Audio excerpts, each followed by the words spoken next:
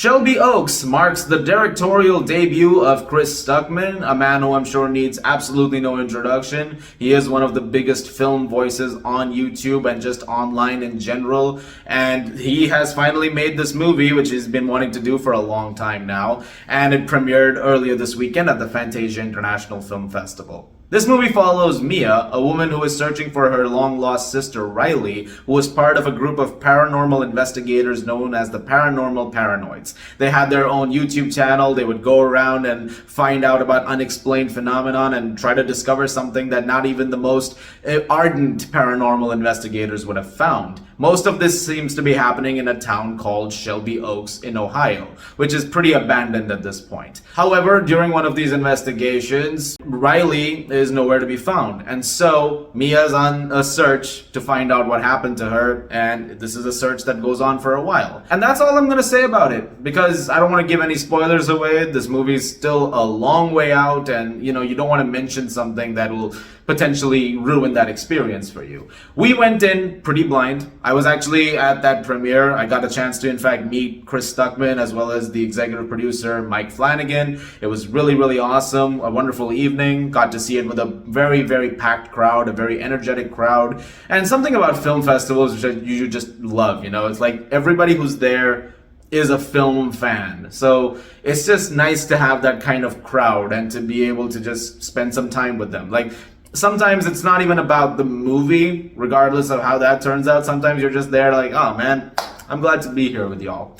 And when it comes to something like this, where a movie is being made by someone who's been in the online space for as long as he has, and this movie's had a very interesting week, aside from the fact that it had its world premiere. Neon, the distributor that just handled Longlegs and won the Palme d'Or for the 5th year in a row, just picked up the movie for distribution. So you're gonna see this movie with that Neon logo open up whenever it does, which is pretty amazing, especially for a film debut like this.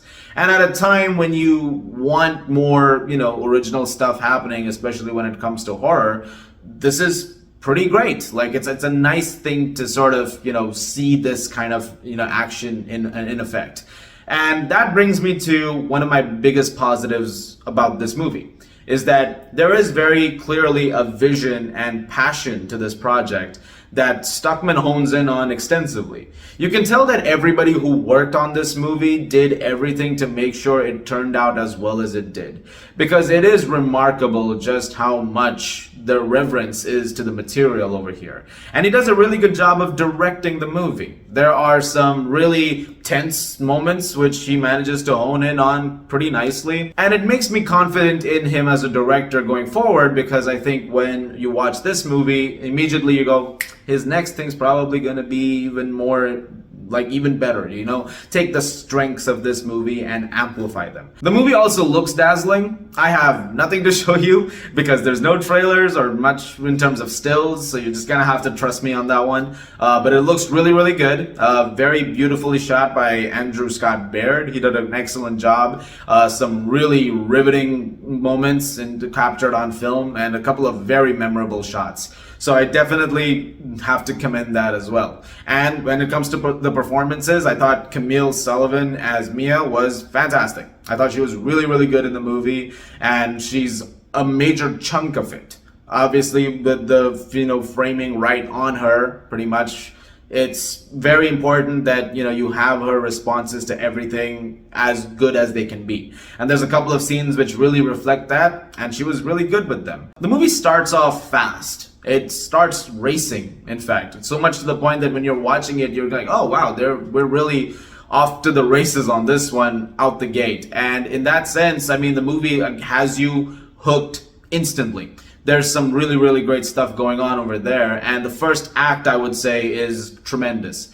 I would also say the last act is very interesting, and the way things wrap up eventually is pretty solidly done. But while I do think that the first and third acts are pretty effective, it is the second act where I feel the film does suffer quite a bit. I think there are some glaring issues, especially when it comes to pacing and structuring. Especially pacing, because the movie has a very strong momentum at the start. Especially, like I said, that first about 25-30 minutes or so. You are locked in instantly, and it has you. And then there's a point where it stalls for a bit. And it doesn't feel like it sort of retains that momentum all the way to the ending. Like, I kind of wish it did, because if the entire movie was on that pacing, it would be so much more effective and so much more, well executed. But I feel like it kind of just slows it down. And some scenes feel like they go on a little longer than they should. A couple of these are intentional, because at the movie, after there was a Q&A, and there's a scene in particular that he was talking about where a character, no spoilers over here, a character is responding to something. And it's a very long sequence where you see that character's response. And I liked that. It was very nicely done. But there are a few other moments later on when it comes to moments where information is being gathered, or there's moments where it stops for a second and you go, okay, you know what, we can maybe shorten this just a little bit. I get that there is a level of frustration that is trying to be conveyed. And especially when it comes to the character, you are sort of, getting into that headspace of, this idea of leads not really going anywhere. But at the same time, I do feel like it does affect the pacing of the movie.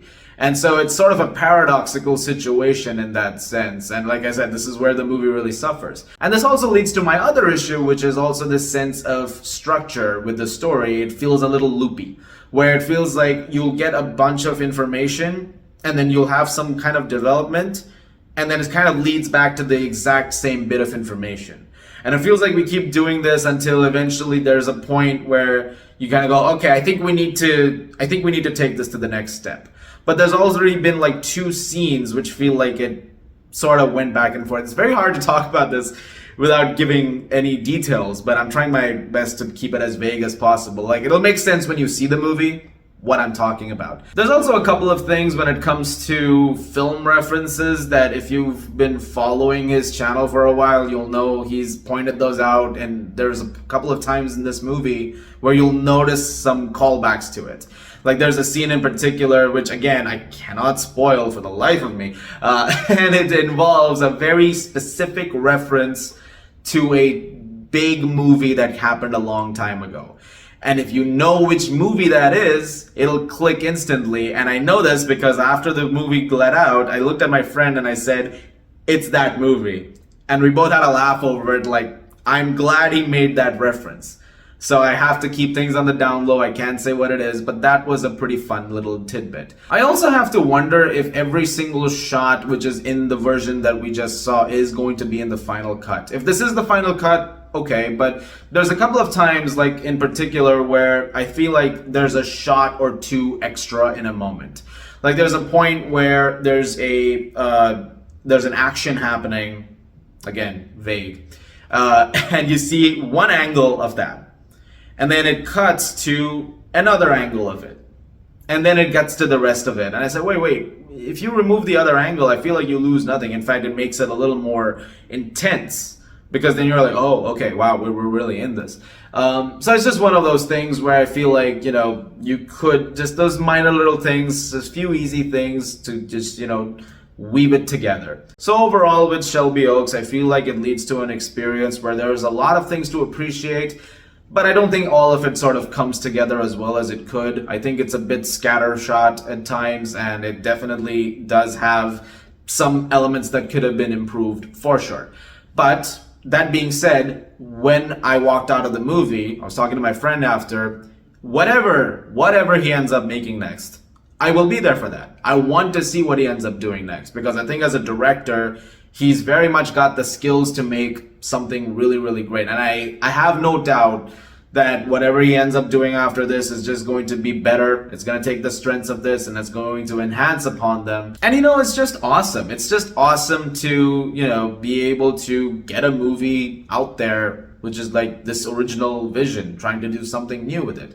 And I have a great amount of respect for the movie in that sense. And so when it does eventually release, give it a shot, give it a watch. Let me know what you guys think of it, and hope you guys enjoy it, or whatever you have to say. I'm not gonna give a grade right now because I don't really have a concrete number in mind for this. So I'm just gonna leave it at go see it.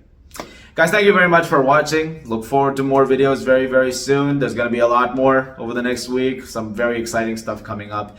As always, if you like this, please do subscribe. And I'll see you guys at the movies.